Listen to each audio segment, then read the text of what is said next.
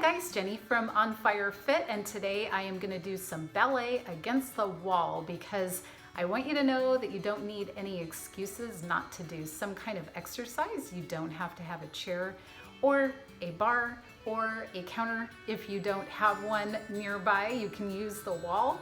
So join along with me and I'll talk you through it.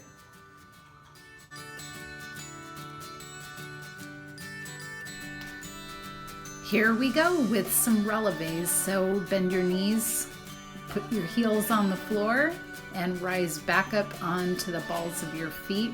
Each time you squeeze through your legs and your glutes to straighten your knees.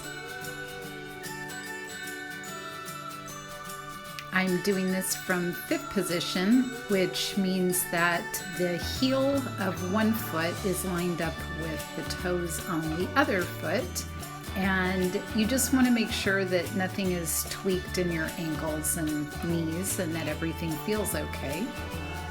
But here I'm doing it in first position and not bending my knees, just going elevate, which is like elevator, going up and down. And now I'm adding a plie, each time squeezing through the hamstrings, the quads, and the glutes.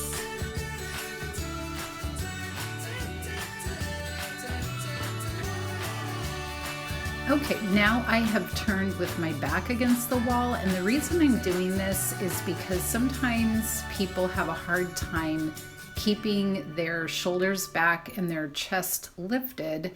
But if you keep your hands behind you on the wall, it kind of forces that to happen. So it keeps your posture good. But you should be able to learn how to do that without needing to back yourself up against a wall.